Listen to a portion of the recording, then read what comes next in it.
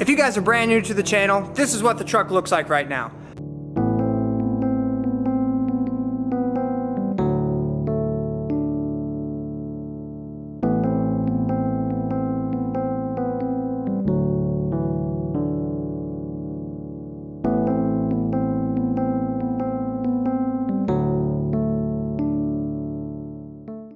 This is the truck.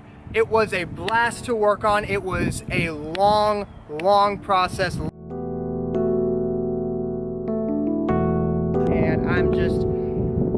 I'm so happy with it. I'm really happy I get to share it with you guys as well. Hopefully you guys like it. And thank you guys for all your support as well, because you guys definitely, you know, help spur me on to do this as well.